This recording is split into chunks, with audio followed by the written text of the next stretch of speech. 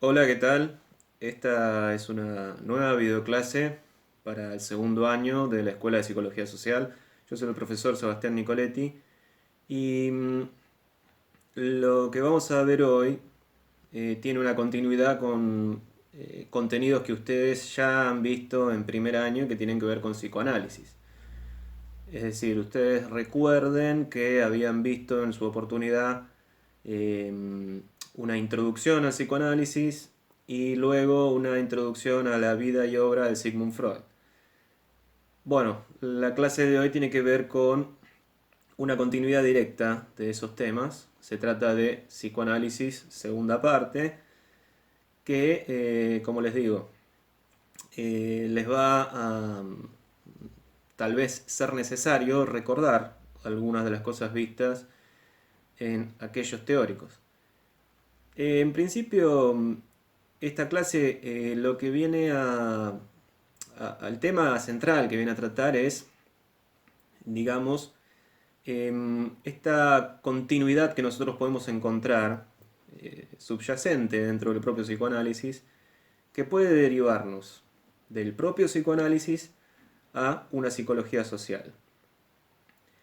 Porque recordemos que ya el propio Sigmund Freud, en 1921, cuando publica Psicología de las masas y análisis del yo, establece, de cierta manera, esta suerte de continuidad, o al menos lo esboza como posibilidad a desarrollar, y que él propiamente no desarrolla del todo.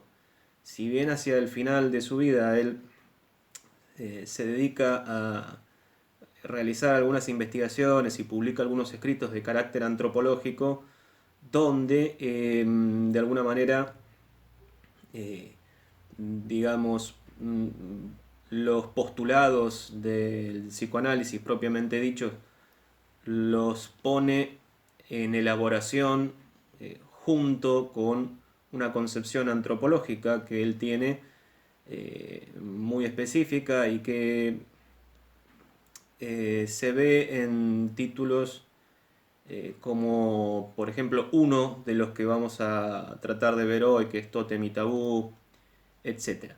Pero lo importante es esto. La psicología vista de forma individual lo que intenta hacer es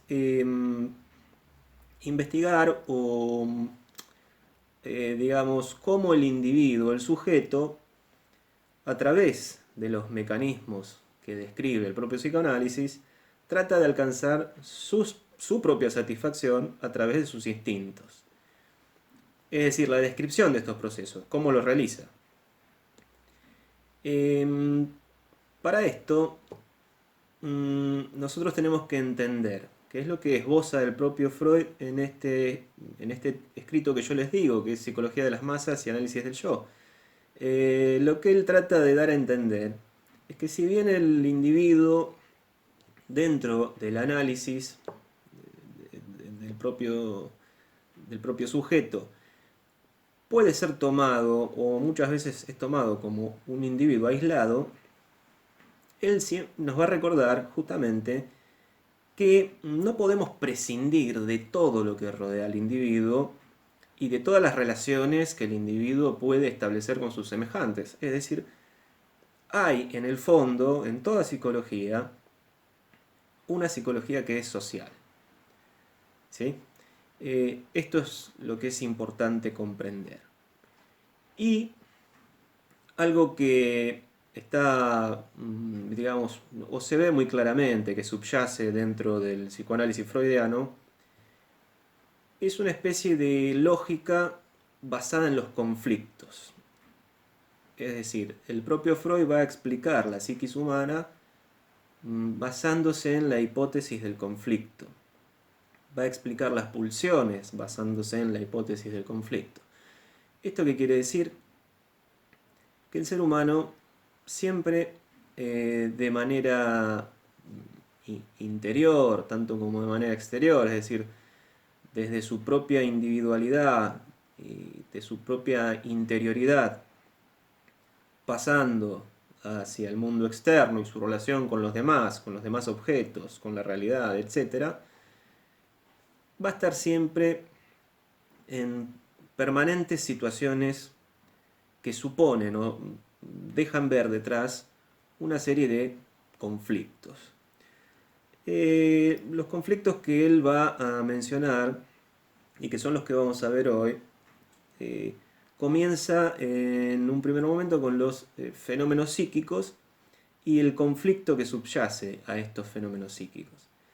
Ustedes deben recordar para esto, y esto es a modo de recordatorio y por supuesto si quieren refrescar un poco el tema deberían remitirse a aquellas clases que tuvieron en su momento de introducción al psicoanálisis que les mencionaba. Pero recuerden que establece Freud en un primer momento lo que él denomina una primera tópica, que recordarán ustedes, esto se trataba de explicar el aparato psíquico en términos de el consciente, el preconsciente y el inconsciente. Luego va a formular una segunda tópica. En esa segunda tópica nos va a hablar de el yo, el superyo y el ello. En esta segunda tópica, que no es superadora de la primera, sino que estas dos tópicas de hecho coexisten, ustedes recuerden que para Freud el ello era tomado como el polo pulsional, lo que él llamaba el polo pulsional, ¿no? Y que en otra oportunidad lo denominó el reservorio de las pulsiones. Este polo pulsional es, claro, lo es de la personalidad. Está regido por el principio del placer y por eso mismo debe ser remitido a lo que se denominan los procesos primarios. Mientras que el superyo es una especie de autoobservación. Se puede dentro del superyo incluir, por ejemplo, la formación de ideales, la conciencia moral, y es en definitiva la interiorización de las exigencias externas. Exigencias externas que además incluyen las prohibiciones, que para Freud las va a mencionar como, por ejemplo, prohibiciones parentales, es decir, aquello que a nosotros nos interpela como una norma, como una ley, y que vamos a interiorizar de esa manera, y digamos el superyo justamente tiene que ver con esto. Por eso está vinculado con la formación de ideales y con la conciencia moral. Y el yo, por otro lado, funciona de acuerdo al principio de realidad, lo que Freud denomina el principio de realidad. Es decir, hay ciertas cuestiones impuestas por el mundo que son externas a nosotros, en ese sentido son objetivas, en el sentido de que están por fuera, actúan como presiones, y el principio de realidad lo que hace es, digamos, actuar como un principio regulador, es decir, muchas veces, para que este principio actúe de esta manera, como regulador, debe, digamos, de forma inconsciente, digamos, utilizar mecanismos que son de defensa del propio yo. ¿Sí? El más importante de todos es la represión. Ustedes deben recordar, lo que intenta hacer la represión es expulsar de la conciencia todas aquellas expresiones de deseos o sentimientos o fantasías que resultan inaceptables para nuestro medio, para nuestra convivencia con otros y para las normas que nos impone el mundo, el afuera, la sociedad, etc. Hay otros mecanismos de defensa, ¿sí? Pero, por ejemplo, no sé, podemos mencionar el desplazamiento, la proyección, etc. La represión es el más importante y justamente su finalidad es esta, ¿sí? que habíamos mencionado. todas aquellas fantasías o deseos que son inaceptables en términos de lo regulado, lo normativo, la convivencia en sociedad.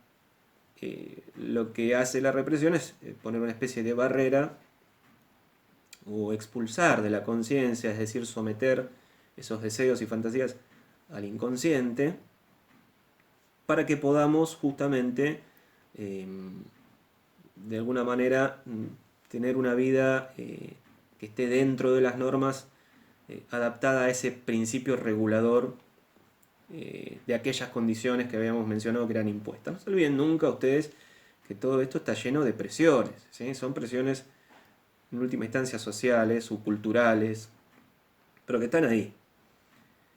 Bien, en ese sentido, hablando del conflicto psíquico en relación a las pulsiones, nosotros debemos recordar que para Freud las pulsiones son un proceso dinámico que consiste en lo que él denomina un empuje, que es una especie de carga energética que actúa como factor movilizador. Este empuje o esta carga energética lo que va a hacer es hace que el organismo tienda hacia un determinado fin. Entonces, va a mencionar Freud que toda pulsión tiene, por ejemplo, una fuente de excitación que él establece o denomina que es corporal. Esto produce un estado de tensión porque la carga de energía pulsional busca salir, justamente, busca que esos procesos se lleven a cabo. Además del empuje y la fuente, la pulsión está conformada por el fin o los fines.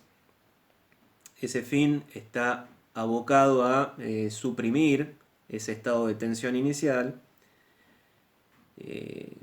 y digamos, todo esto está dirigido como energía y digamos, para subsanar esa tensión está dirigida a objetos que pueden ser muy variados, múltiples, y que las pulsiones buscan alcanzar.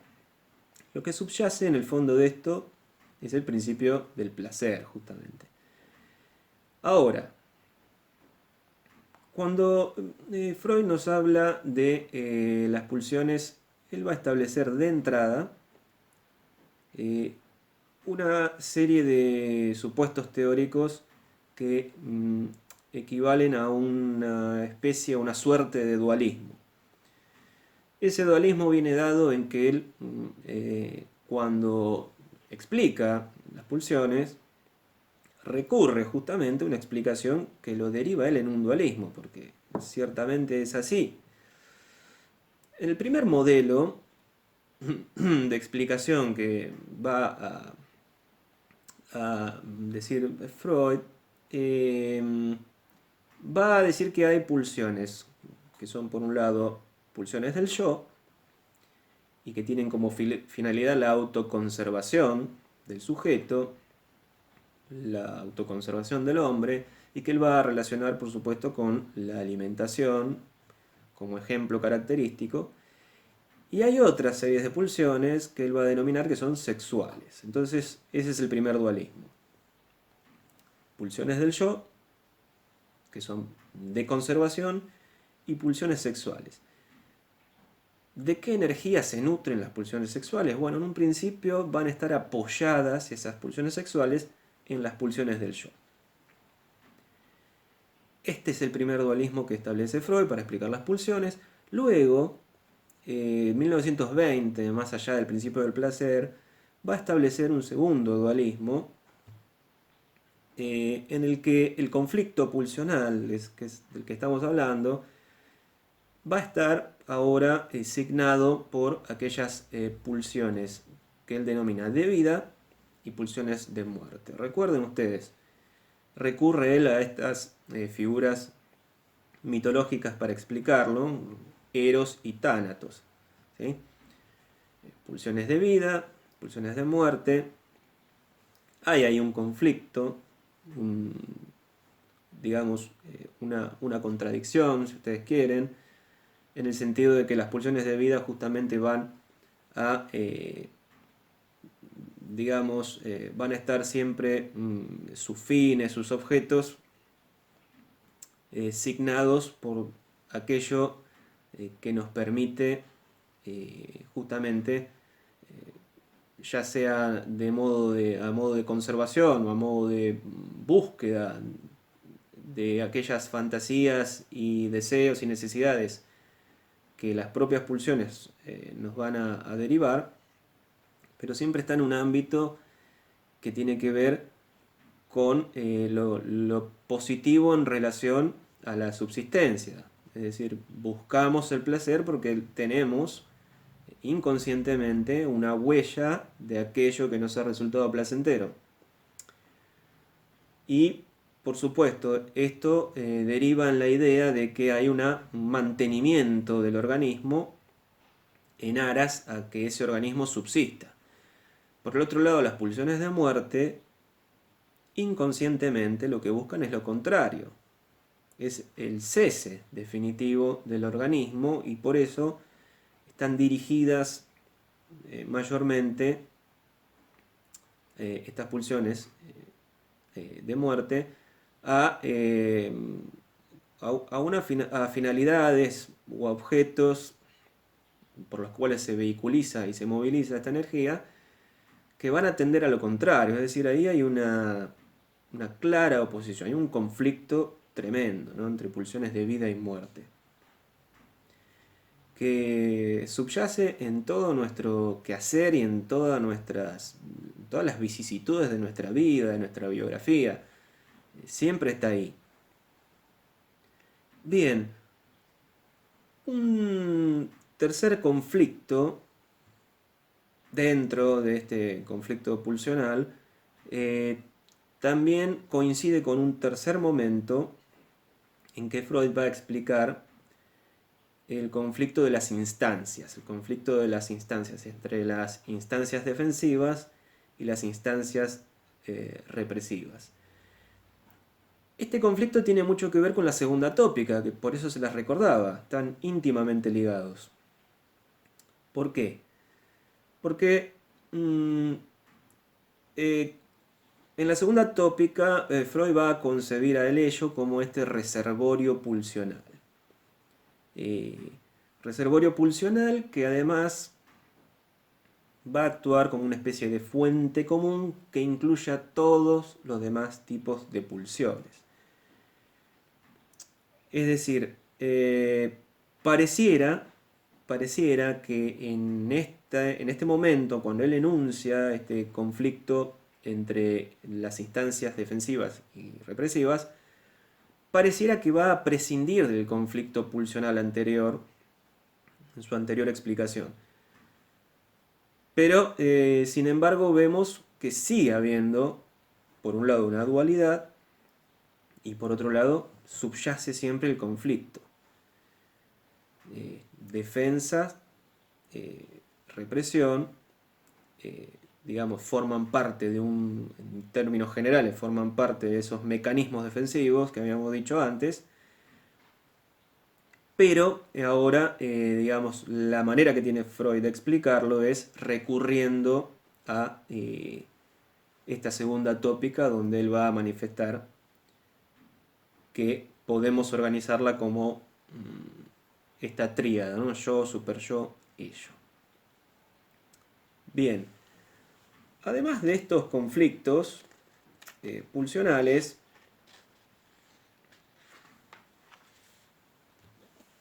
y de sistemas, nosotros es necesario que veamos un tema que es central en el psicoanálisis y que tal vez en otras clases lo hemos visto así muy por encima, pero en esta oportunidad tenemos que profundizar,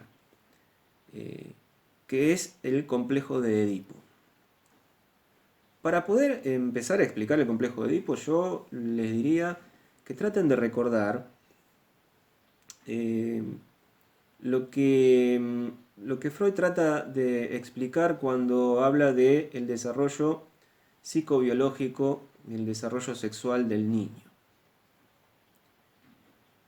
Entonces, teniendo esto presente, nosotros podemos abordar de mejor manera el tema del complejo de Edipo.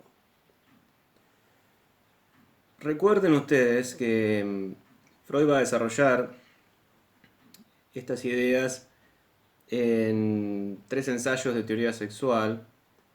Es un escrito de 1905, donde va a entender que hay un desarrollo psicobiológico y que nos va a manifestar justamente, según su criterio, la importancia que la vida sexual tiene en el sujeto, en el individuo. Y lo va a hacer desde una muy temprana edad, cosa que genera un cierto impacto en la época, porque no era habitual, digamos, hablar de deseos sexuales en niños tan precoces, digamos. Entonces esto genera, digamos, en la época cierto impacto. Recuerden que él va a desarrollar esta evolución que es a un tiempo psíquica y al mismo tiempo biológica en fases. Las primeras 2 fases, que son la oral y la anal, son fases pregenitales. La fase siguiente, que se da entre los 3 y los 5 años, que es la fase fálica, es justamente donde se va a dar el conflicto que nosotros tenemos que abordar ahora, que es el complejo de Edipo. Esta fase, la fase fálica, ya corresponde a una fase genital. Entonces, lo que va a decir Freud es lo siguiente: él va a utilizar como medio explicativo, va a hacer uso de la historia de Edipo, de allí toma el nombre, por supuesto, que es esta narración mítica que se le atribuye a Sófocles, pero que también puede encontrarse en manifestaciones anteriores, pero que, bueno, por convención, digamos, se le atribuye a Sófocles, que es su historia de Edipo rey. Recuerden que Edipo es un rey mítico de Tebas, hijo de Layo y de Yocasta, pero que sus padres, advertidos por el oráculo acerca de lo que podría llegar a suceder con su propio hijo, que era un oráculo ciertamente nefasto, es decir, había previsto el oráculo que Edipo iba a asesinar a su propio padre y a tomar como esposa, casarse con su propia madre. Esto implica un parricidio y una relación incestuosa con su propia madre. Para evitar este destino trágico, justamente toman la terrible decisión de deshacerse de su hijo, pero la persona a la cual le habían dado esta responsabilidad, por una cuestión le da pena, digamos, sacrificar a un niño, entonces no cumple con el pacto y en lugar de sacrificarlo lo deja atado de los pies en un lugar alejado, y es por eso que justamente Edipo significa pies hinchados, ¿no? El de los pies hinchados. Finalmente es rescatado este niño y criado por los reyes de Corinto, que lo adoptan como un hijo más. El rey Pólibo y la reina Mérope lo crían como su propio hijo. Ahora, Edipo se cría como un príncipe. Voy a resumir demasiado, porque no podemos tampoco dedicarle tanto tiempo. Pero Edipo se cría como un príncipe, con todo lo que ello implica, ¿no? Su educación, etcétera. Y a cierta edad, él mismo va a consultar al oráculo, y el oráculo vuelve a darle esta respuesta que él toma como una cosa también nefasta, terrible. Le vuelve a advertir que él está destinado a matar a su propio padre y casarse y poseer sexualmente a su propia madre. Espantado por esto, entonces Edipo decide huir. Y al huir no hace más que cumplir con su destino.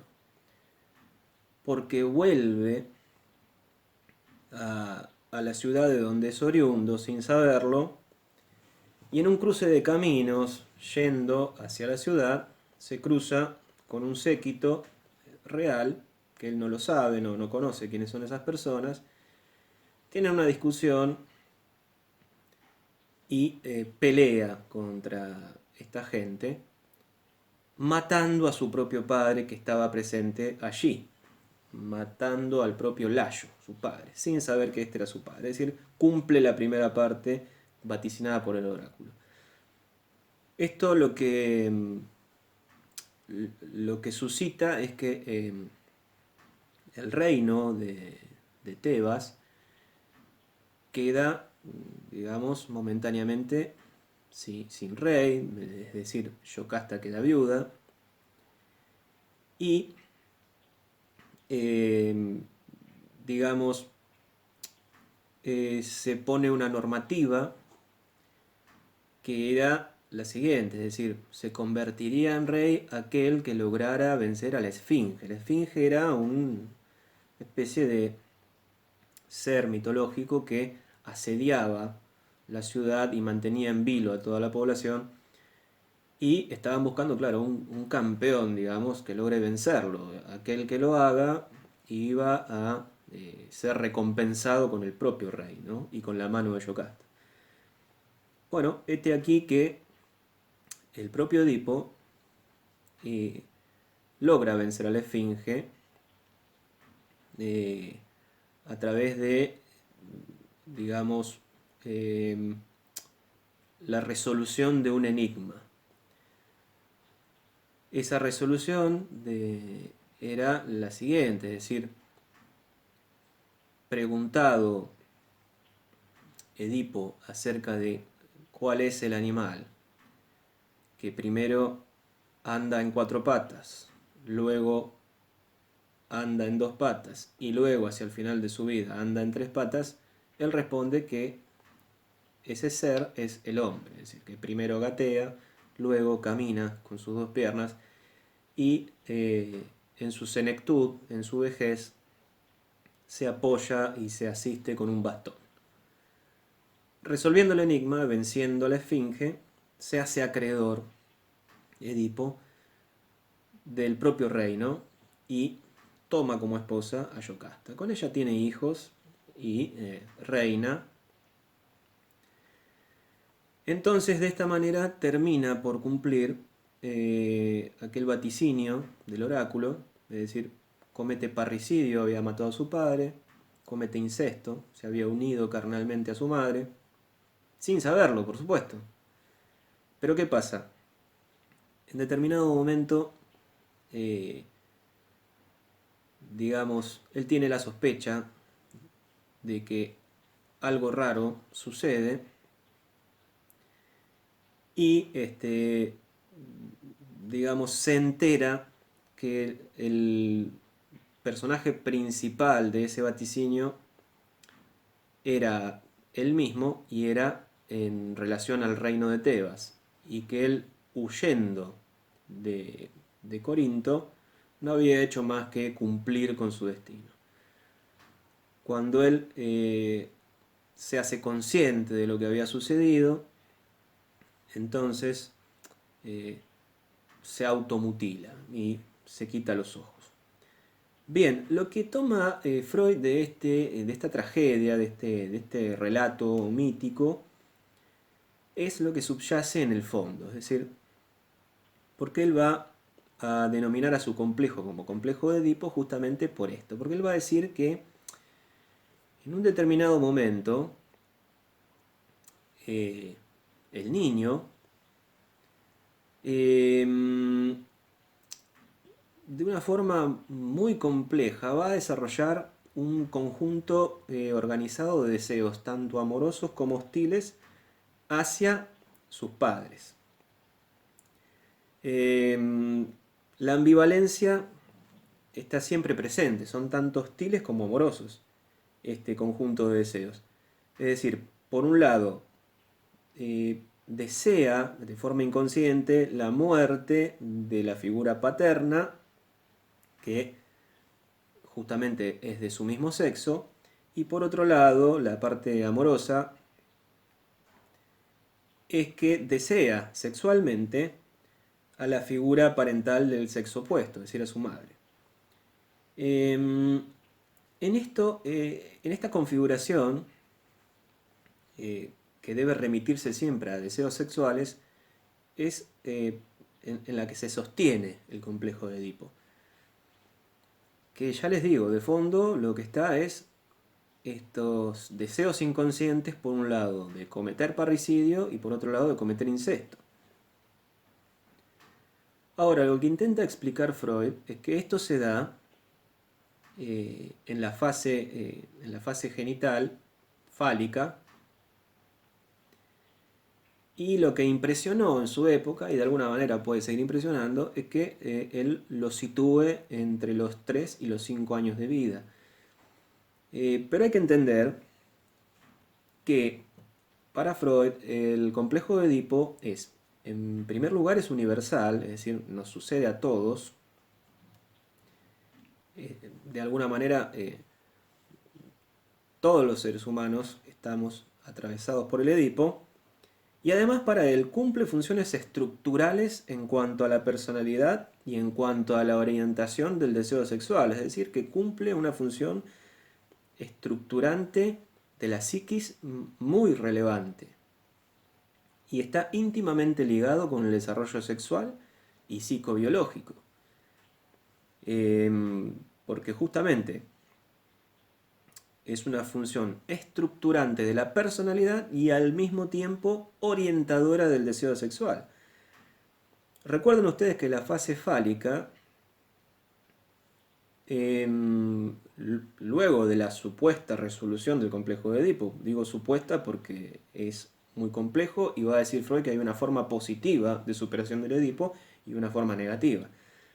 Pero la fase siguiente al Edipo es la fase de latencia. Una fase donde los deseos sexuales se ven de alguna manera sublimados, como si se interrumpieran por un periodo, y luego, ingresando prácticamente, digamos en términos puramente biológicos, ingresando en lo que nosotros denominaríamos la preadolescencia, comienza así una fase genital que ya nos va a encaminar hacia la vida adulta, donde este complejo, a través de un mecanismo que vamos a ver ahora, que es, digamos, que se da en conjunto con el complejo de Edipo, que es el complejo de castración, ahora lo vamos a desarrollar, es muy importante para el desarrollo y la formación y la estructuración del propio yo, de la propia personalidad y de la orientación del deseo sexual. Esta forma positiva que yo les decía hace un momento, que entiende Freud, que una posible resolución positiva del complejo de Edipo sería justamente esta, que se cumpla esa función estructurante.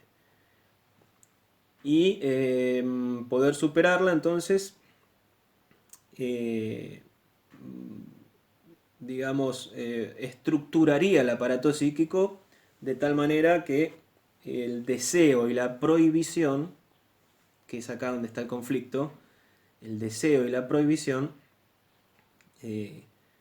terminen de estructurar nuestra psiquis y prepararnos ya para digamos, nuestra adultez. Sería como, digamos, la finalización de esas fases de desarrollo sexual y psicobiológico estarían encaminadas, apuntarían todas ellas en su conjunto, pero muy especialmente pasando a través del complejo de Edipo, apuntarían, repito, a que se forme en nuestro, por ejemplo, en nuestro super yo, esas regularidades o esas leyes, esa conciencia moral, donde se pone en interdicción, por un lado, el deseo, que busca, evidentemente, todo aquello que le provee placer, y la prohibición, que es todo aquello que responde al principio de realidad que habíamos hablado antes, donde a través de mecanismos de defensa y sobre todo de la represión, lo que haría es justamente tratar de hacer compatible aquellos deseos que son verdaderamente inaceptables para vivir en sociedad. Digamos, esto nos permitiría entonces convivir en sociedad de una forma que podríamos decir por lo menos armónica o en relación a las propias normativas y estructuras sociales. ¿Sí? Bien, ahora hay una forma negativa que va a observar Freud, que él va a decir que podría darse de esta manera, que se daría a la inversa. ¿Qué supone que se dé a la inversa? Bueno, supone que esas funciones estructurantes no se darían, quedarían en una especie de resolución inconclusa, y que por otro lado la orientación sexual podría entonces, o el deseo, esa orientación de deseo sexual, podría verse afectada o de alguna manera pervertida, en el sentido de darse a la inversa, es decir, no habría allí una resolución entre este conflicto entre el deseo y la prohibición. Al no haber allí una barrera entre que subsane este conflicto, entonces claro, los problemas, como se pueden imaginar, resultarían muy evidentes. Bien, ahora,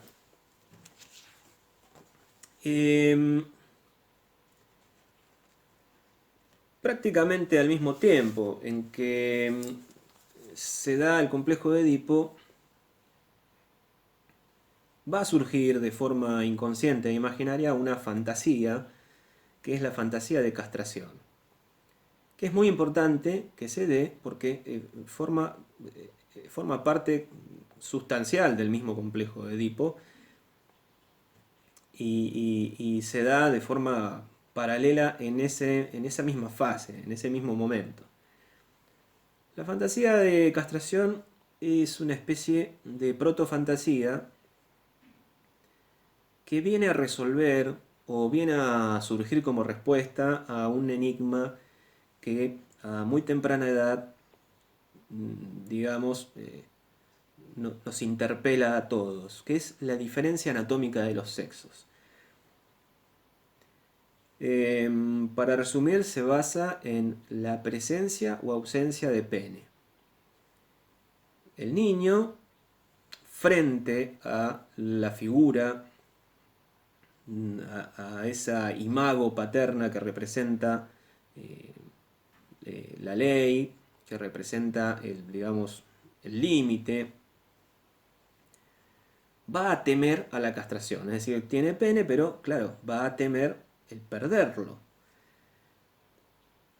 ¿Por qué? Porque supone inconscientemente que al tenerlo existe la amenaza de perderlo justamente. ¿En relación a qué surge esta amenaza? En relación a sus propias manifestaciones, deseos y actividades sexuales. Esto provoca en el niño una profunda angustia y surge inconscientemente esta amenaza de castración. En la niña, la ausencia de pene es sentida como una carencia, es decir, lo vive como un perjuicio, es decir, es algo que lo vive como algo que ha sufrido esa ausencia de pene, es algo que le falta. En una primera instancia intenta negar esa falta, pero luego en etapas subsiguientes, de forma inconsciente, claro está, lo que va a intentar es compensar esa falta o repararla. Estas son las propias palabras de Freud, ¿sí? Eh, Todo esto está íntimamente ligado a estas funciones tanto prohibitivas como normativas que surgen a través del Edipo y que dan paso a este complejo de castración que también es denominado fantasía de castración. Entonces la relación que hay entre el Edipo y la castración en la niña va a abrir una búsqueda que la desemboca en desear el pene paterno. Ese mismo momento en que surge ese deseo inconsciente es el momento en que entra en el Edipo, la niña. En el niño, esta crisis provocada por la angustia de castración va a inaugurar el periodo de latencia y va a precipitar de alguna manera la formación del superyo. Como habíamos dicho hace unos minutos, esto entonces para Freud se da así claramente. Nosotros vamos a ver en unos momentos, ahora en un momento vamos a ver cómo esto entra en juego en una visión antropológica que va a tener Freud a raíz de su indagación que realiza en el texto Tótem y Tabú. Vamos a ver que esto del complejo de Edipo se torna muy importante. Ya es muy importante para el psicoanálisis, pero vamos a verlo en comparación a qué tiene que decir un modelo antropológico en relación a esto, entre el deseo y la prohibición. Lo que va a decir Freud cuando en 1913 escribe Tótem y Tabú es que habría una única estructura social cuyo intercambio sexual no estaba arreglado. Cuando él recurre a esto, digamos, nos va a hablar de su famosa hipótesis sobre la horda primitiva.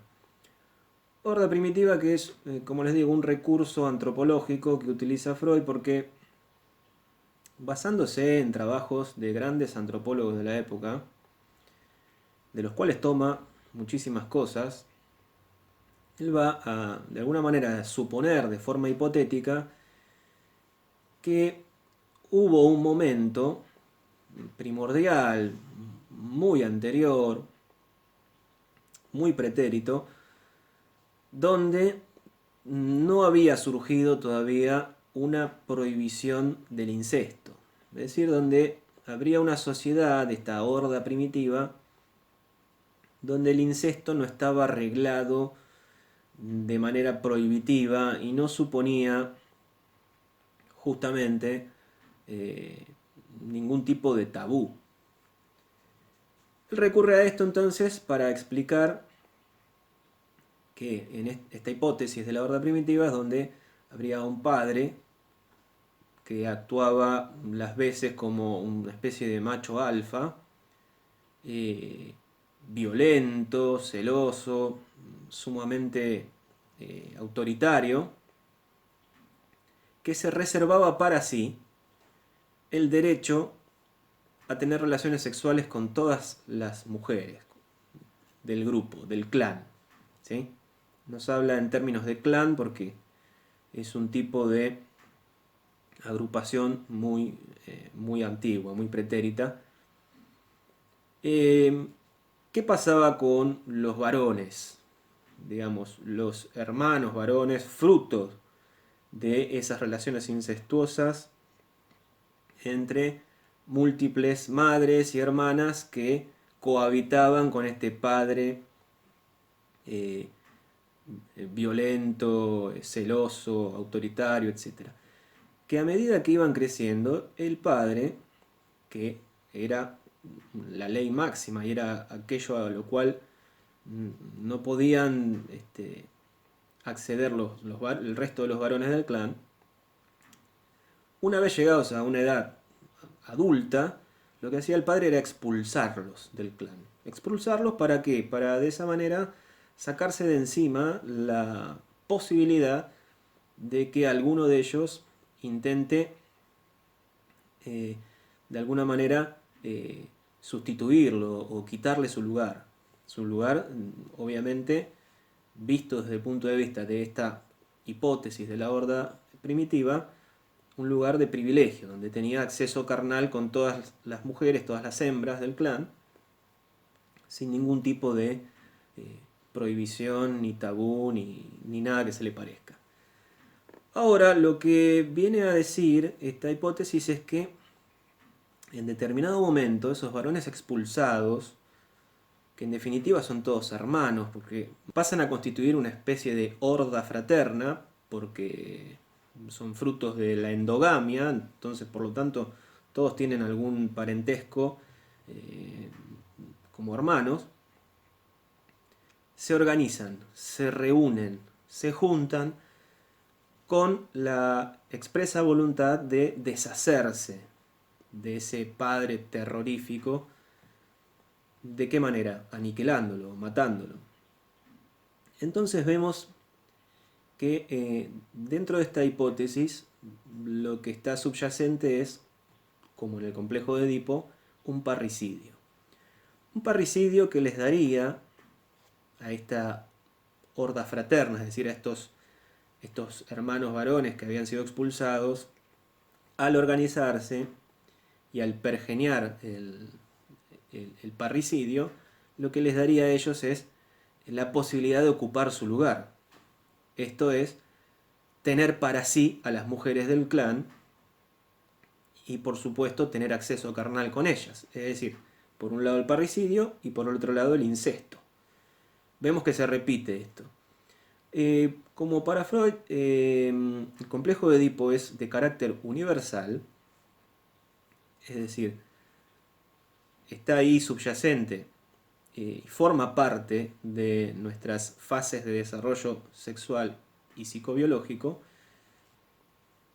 De esa misma manera, con la universalidad del complejo de Edipo, a través de esta hipótesis de la horda primitiva, lo que está tratando de hacernos notar Freud es que esta universalidad, en algún punto muy lejano en el pasado, configuró de alguna manera la primera instancia de prohibición del incesto, a partir del cual comenzó esta situación a ser un tabú. ¿De qué manera se da esto?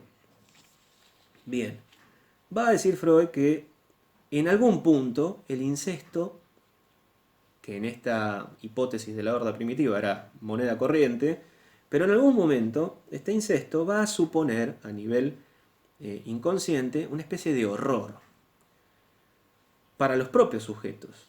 A la hora de tener, aunque sea una insinuación inconsciente, de cometer incesto, esto les supondría a estos sujetos una especie de horror, de fobia. Pero entonces se va a preguntar Freud, ¿cuál es el primer acto de interdicción moral que los va a poner en esta posición, de sentir al incesto como un horror, como algo imposible de realizar por lo horroroso y lo fóbico que es, aunque sea pensar en esto?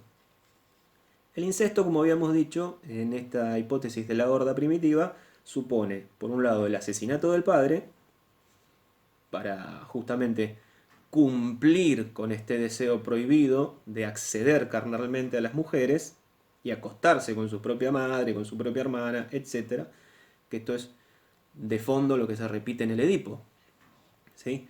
Que es este deseo inconsciente de deshacerse de la figura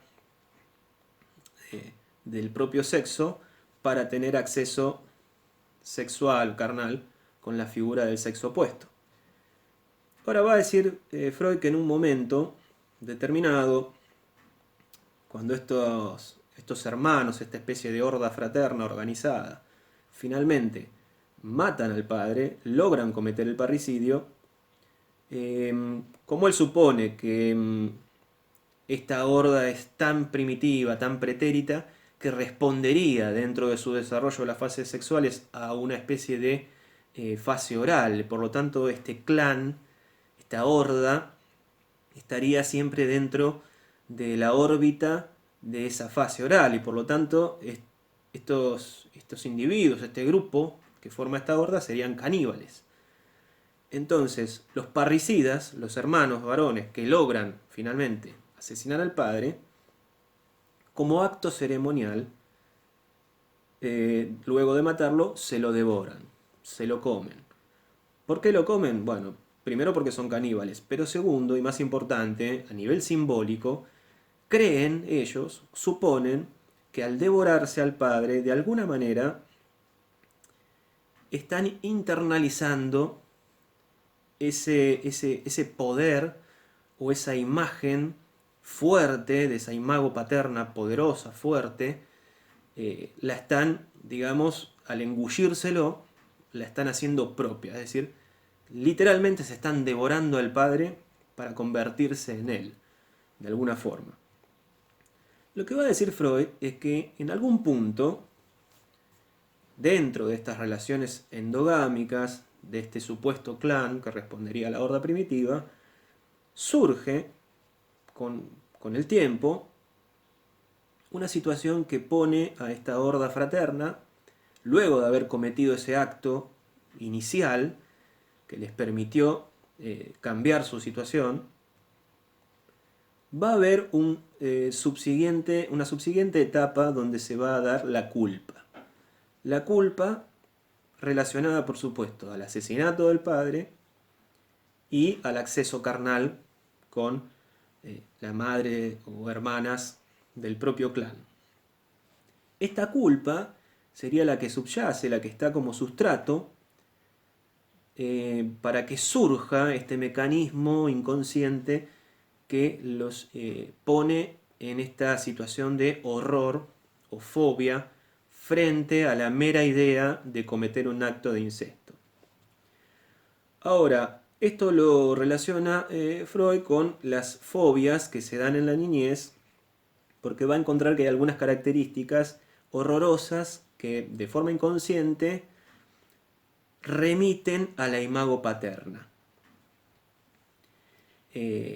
Fíjense que ustedes que, aunque él está haciendo un análisis que podríamos denominar antropológico, todo el tiempo está tratando de hacerlo converger con su propia idea de el complejo de Edipo, para que cuaje y para demostrar la universalidad de Edipo y, digamos, dónde estarían las concomitancias entre el acto horroroso que comete esta horda fraterna con esta figura del padre y esos deseos inconscientes que subyacen en el desarrollo sexual y psicobiológico de los niños, que por cierto, va a decir Freud que se apacigua luego de los 5 años para ingresar a la subsiguiente fase, que es la fase de latencia, ¿sí?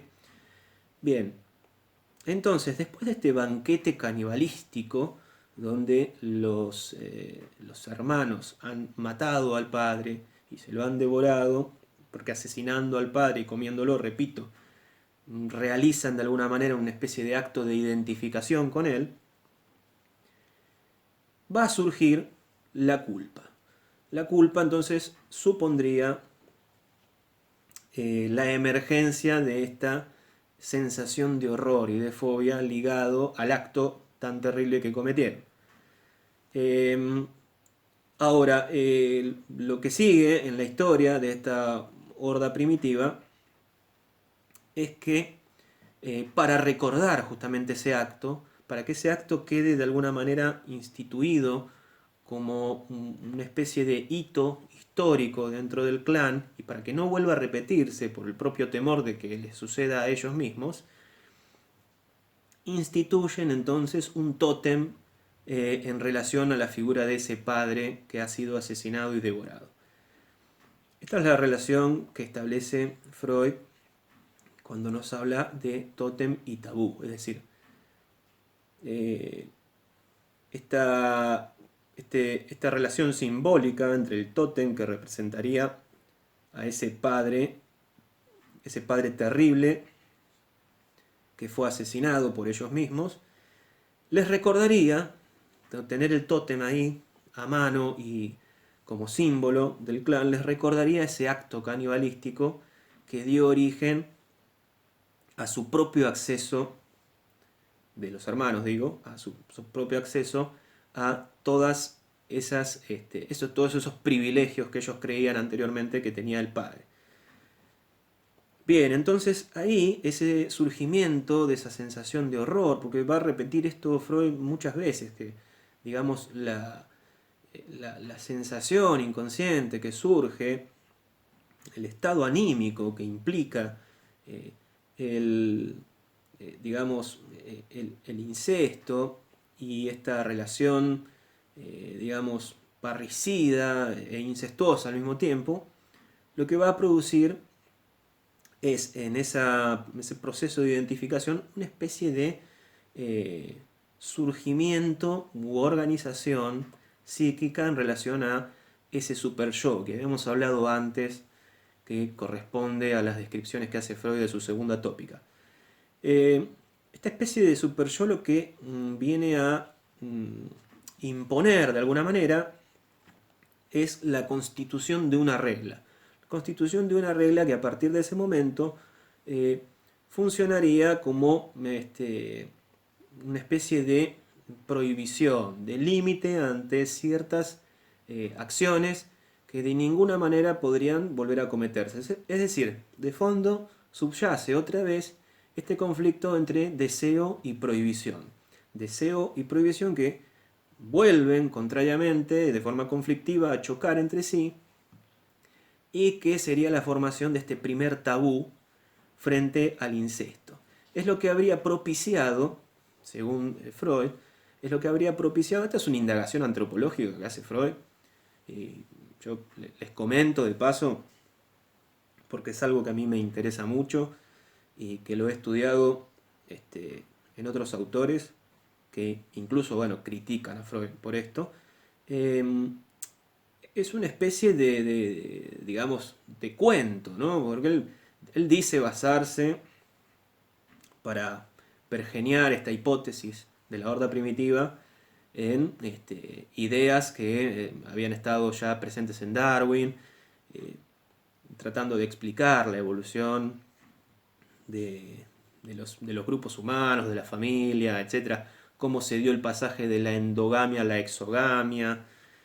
Es decir, si en un primer momento hubo clanes donde el acceso carnal no estaba arreglado, es decir, no había ninguna regla, no había ninguna norma, y por lo tanto era una situación prácticamente bestial, casi más de animales que de hombres, es decir, el acceso carnal se podía tener con la propia madre, con la hermana, sin que esto importara, ni que hubiese ningún tipo de limitación de tipo moral frente a esos actos. Van a suponer muchos investigadores, muchos antropólogos y muchos psicólogos a partir de Freud, que debió haber un paso, un momento en que de esas leyes puramente, que podríamos decir, naturales en el sentido de bestiales o cuasi animales, debió haber un momento de pasar de un estado de naturaleza a un estado de sociedad más organizado, donde estas cosas evidentemente, a través de reglas, normas e instituciones, comenzara de alguna manera a regularse. La explicación para esto lo encuentra Freud en el tabú que supone ese deseo inconsciente de asesinar al padre y quedarse con la madre, para poseerla carnalmente. Entonces esta es una explicación. Posteriormente a esto, dentro del mundo antropológico, Claude Lévi-Strauss, un antropólogo de origen belga, pero de nacionalidad francesa, tomando estas ideas, ya como antropólogo y como etnólogo, va a escribir las estructuras elementales del parentesco, en el año 1949. Entonces él va a comenzar su estudio haciéndose un interrogante, planteándose una pregunta. Va a decir, ¿dónde termina la naturaleza y dónde empieza la cultura? La pregunta que en una primera instancia puede parecer, digamos, una hipótesis de trabajo, pero desde la visión de la antropología, por lo menos, Lévi-Strauss lo que se plantea es esto, ¿no? ¿En qué momento podemos decir que termina lo natural, lo que, digamos, remite a un estado o a un orden puramente natural, a un momento en que nosotros podríamos denominar cultural o social?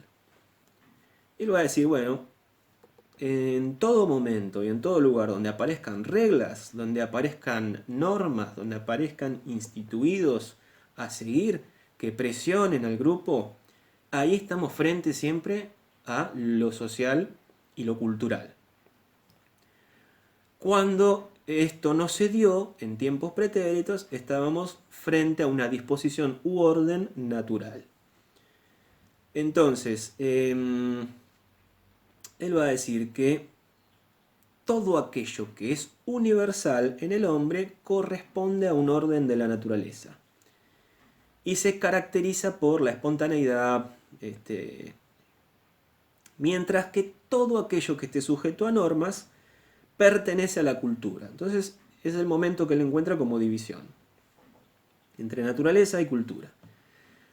La cultura, porque por otro lado lo que va a presentar son atributos de aquello que es relativo y particular, es decir, todo aquello que está arreglado de alguna manera de forma normativa justamente.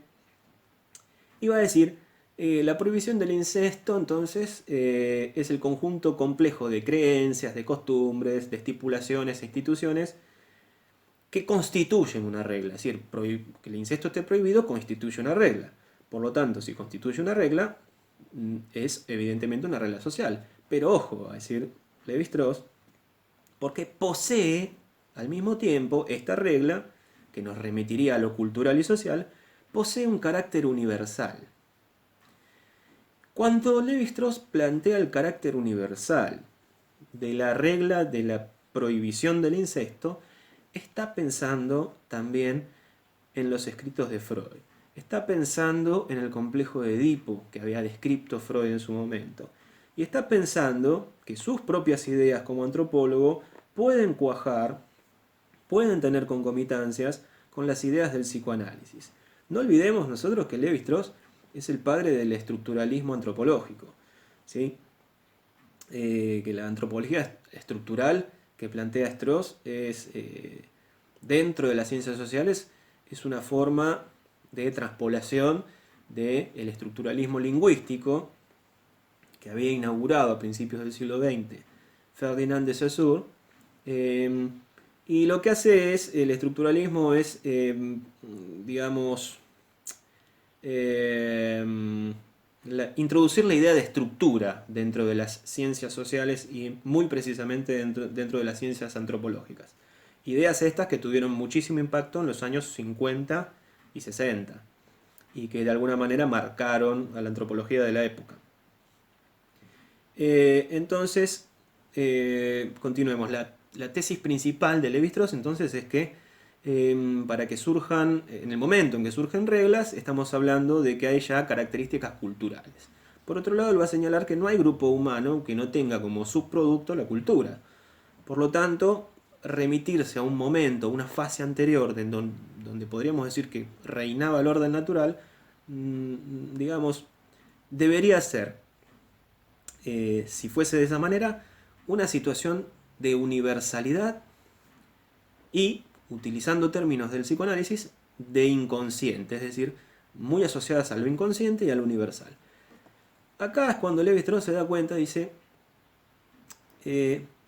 si Freud planteó que el complejo de Edipo es de carácter universal, y por otro lado, él entiende que lo universal está vinculado con esta distinción que hace entre naturaleza y cultura, entonces va a decir que comparten, por un lado el complejo de Edipo y por otro lado este concepto antropológico, comparten este carácter de universalidad. Lo que haría que estos objetos prohibidos tengan una doble vertiente. Por un lado, tienen cierta universalidad y por otro lado, son, digamos, adjudicables a la regla, la imposición de normas, etc., es decir, a lo cultural. Y él encuentra ahí que entre el orden puramente natural y el orden cultural hay algo que los une, hay algo que hace de límite entre los dos, entre las dos esferas, lo natural y lo cultural, y él va a decir que esto es el incesto. ¿Por qué el incesto? Porque el incesto tiene este carácter de universalidad. Entonces, es por un lado natural y por otro lado cultural. Entonces, es la pieza que encaja estas dos formas de ver este asunto. ¿Qué puedo decir? La prohibición del incesto, o sea, que surja la prohibición del incesto, que ya dijimos, tiene características por un lado naturales y por otro lado culturales, pero la prohibición misma ya es o ya pertenece a un orden puramente cultural, porque solamente un grupo humano que desarrolle cultura se plantearía prohibir determinados actos, como por ejemplo el incesto. Entonces, en todo grupo humano deberían existir, y existen de hecho, objetos prohibidos. Objetos prohibidos, es decir, el acceso a diversas situaciones que por alguna regla o norma moral son prohibidas.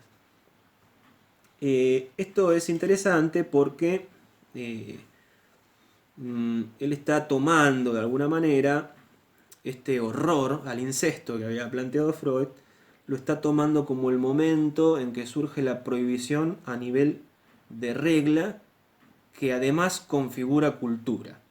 ¿Se dan cuenta entonces por qué Levi-Strauss está uniendo su propio pensamiento antropológico con lo que ya había dicho Freud a nivel psicoanalítico? Es decir, este horror del cual hablaba Freud está íntimamente ligado con esta idea que tiene Levi-Strauss acerca de el surgimiento de la prohibición. Bien, esto en relación a este tema. Ahora vamos a hablar de otra cuestión muy importante también. Bien, de lo que tenemos que hablar ahora entonces, que es el tema con el que finalizamos este teórico, es el narcisismo. El narcisismo está vinculado a todo lo que venimos viendo hasta ahora por lo siguiente, porque si ustedes se habrán dado cuenta, tenemos que la importancia de las pulsiones sexuales detrás de toda conducta y detrás de todo lo que tiene que ver con el desarrollo sexual y psicobiológico de los individuos está muy presente.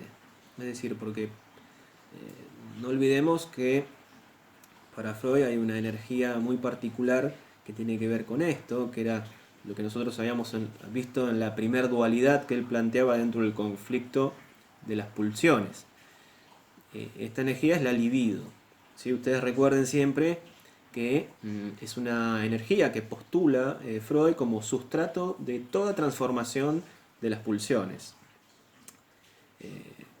Es una energía pulsional de tipo sexual, y todas esas transformaciones van a ser en cuanto al objeto, es decir, desplazamiento de determinados índices de energía, En cuanto al fin, por ejemplo, podría ser a través de una sublimación, o en cuanto a la fuente de excitación sexual en sí misma, que digamos, va a estar asignada frente a la diversidad de zonas erógenas.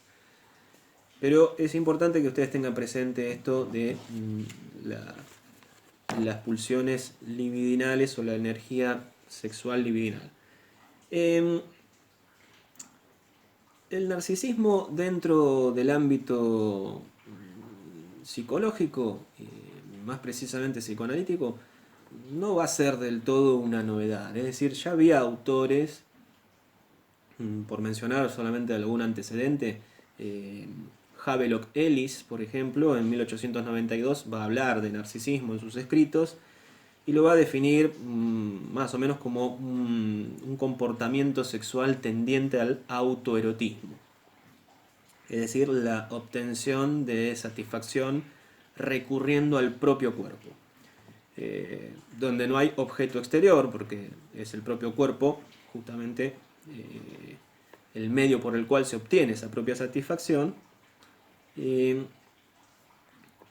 Bueno, varios autores van a tomar esto. Freud también, obviamente. Y él va a decir, por ejemplo, recordemos por qué se llama narcisismo, ¿no?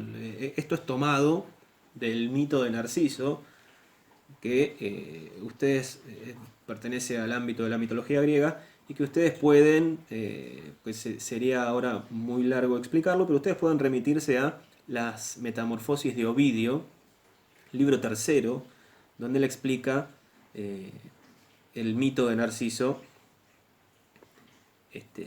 Y bueno, pueden ahí verlo detalladamente, ¿sí? Hace referencia al narcisismo a aquella persona cuya vanidad o cuyo amor propio es tan desmesuradamente grande que no es capaz de amar a otras personas, porque se quiere tanto a sí mismo, es decir, que no es capaz de amar a otra persona. Muy resumidamente, eso es el trasfondo de lo que trata el mito de Narciso, que fue incapaz de amar,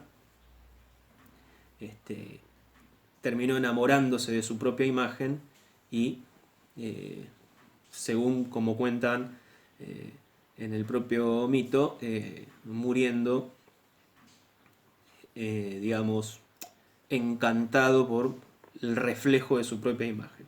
Bien, pero vamos a decir que, por ejemplo, Freud va a decir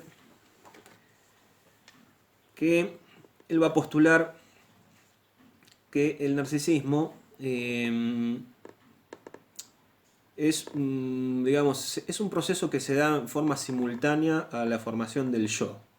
Y en ese sentido, es irreductible e indivisible del propio proceso de la formación del yo.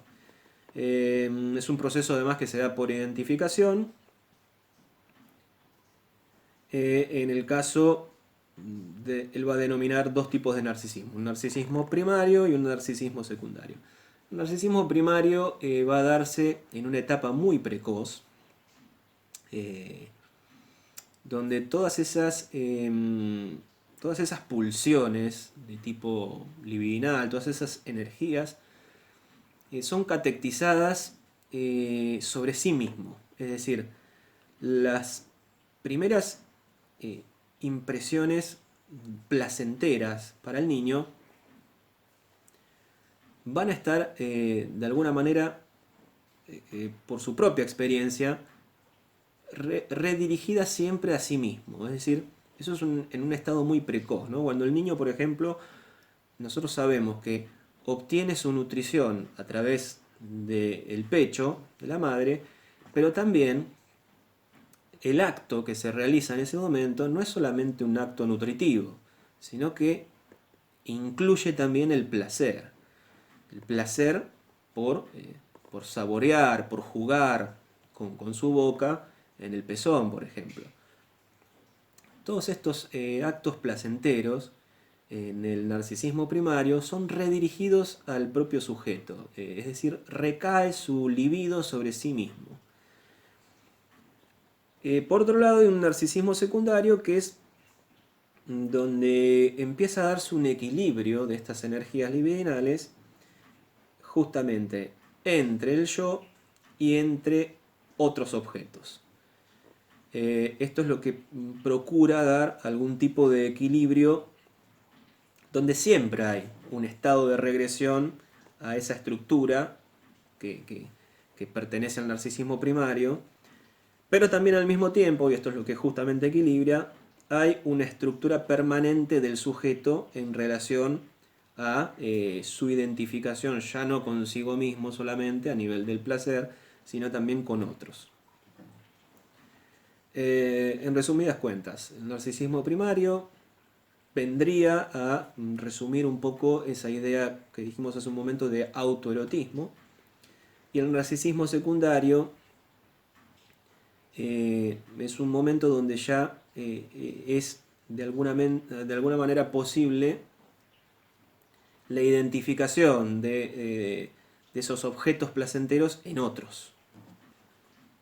Bueno, más allá de los antecedentes que pudo haber tenido el término, que incluso en un primer momento, quiero decir, estuvieron circunscriptos a, a ámbitos psiquiátricos, cuando posteriormente Freud toma digamos, el concepto de narcisismo,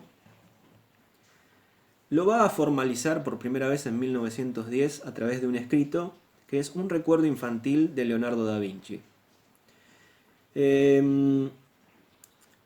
Aparece por primera vez el término en Freud en este momento, en 1910, y la finalidad de este escrito, a través de la utilización del concepto de narcisismo, es de alguna manera, la tesis central es tratar de explicar de alguna manera la homosexualidad, es decir, por qué surge, por qué esa elección sexual se da realmente. Él va a explicar que se da a través de un proceso narcisístico que tiene que ver con esto que habíamos dicho entre narcisismo primario y narcisismo secundario.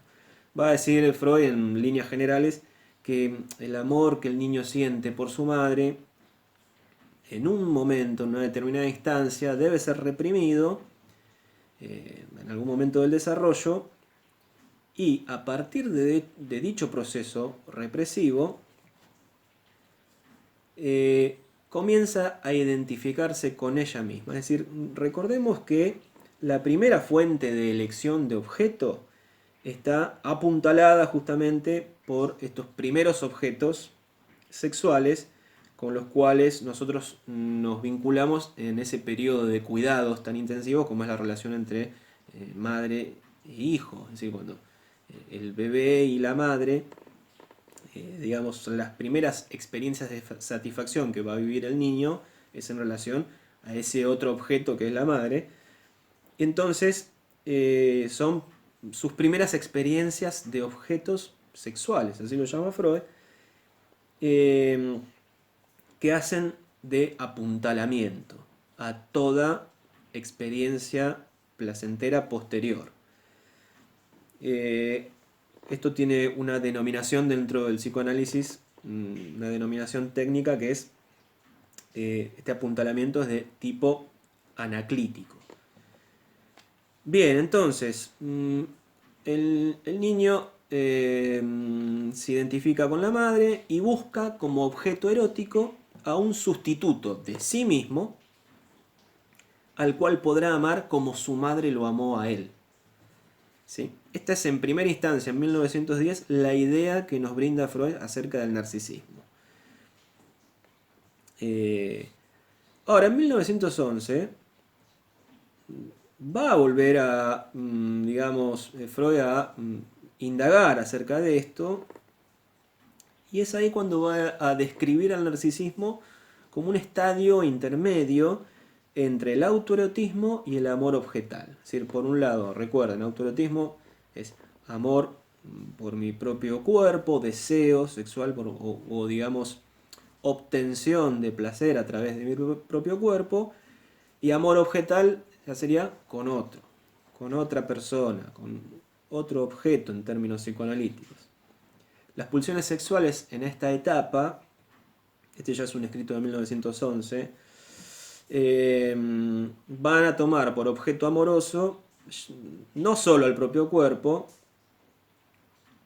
aunque en primera instancia se dirigirían al propio cuerpo, pero también hay energía libidinal que se dirige a la elección de otra persona.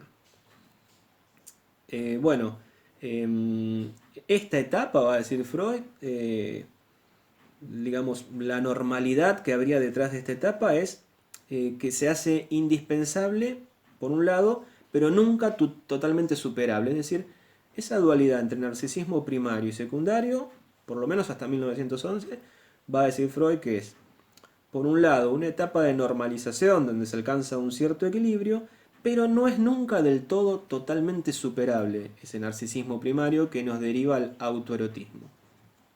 ¿Sí?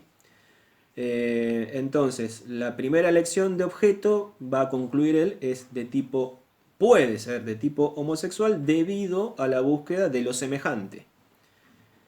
Pero posteriormente se encaminaría hacia el objeto heterosexual.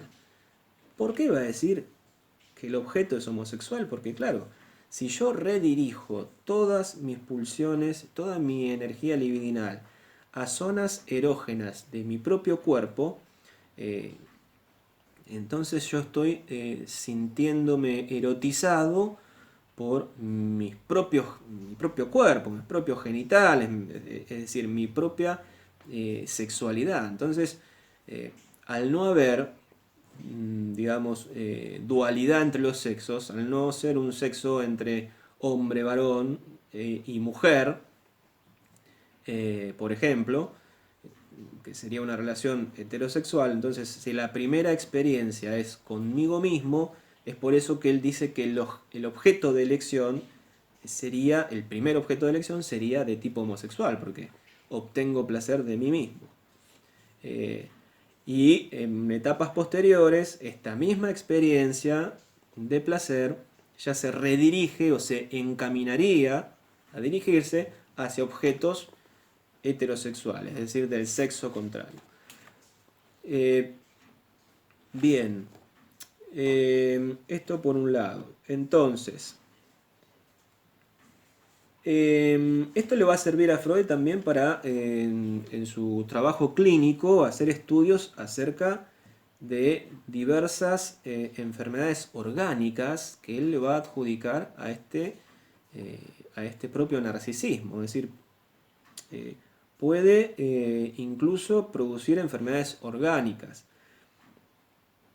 Y se va a remitir él al estudio de la hipocondría como una derivación o un acceso al estudio del narcisismo. Es decir, estudiando el narcisismo, él luego deriva al estudio de las hipocondrías.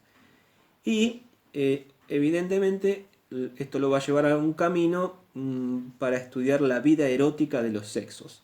A partir de esa fase genital ya que nos lleva hacia la vida adulta, y en esa resolución o posible resolución del complejo de Edipo, donde habíamos dicho antes que además de estructurar la personalidad y el yo, también marca de alguna manera o significa un tipo de elección de deseo sexual. ¿Sí? Porque para Freud es el momento en que esto está en juego. ¿Sí? Bien. Entonces, en 1914 vuelve a escribir Freud acerca del narcisismo, y en este otro trabajo va a encontrar, digamos, que si consideramos al narcisismo, o mejor dicho, considerando al narcisismo una perversión que podría de alguna manera haber acaparado toda la vida sexual del individuo, sin embargo, el psicoanálisis va a descubrir ciertos aspectos de esta conducta narcisista en otras perturbaciones, va a decir él, por ejemplo, en la homosexualidad. Otra vez, o sea, desde 1910, 1911, 1914, cada vez que escribe sobre narcisismo, va a estar haciendo referencia Freud a la homosexualidad, en esta indagación de la vida sexual. Va a decir también la dificultad del análisis de neuróticos con rasgos narcisistas también residen en esto, en que, digamos, conduce a pensar las localizaciones narcisistas de la libido en toda evolución sexual normal.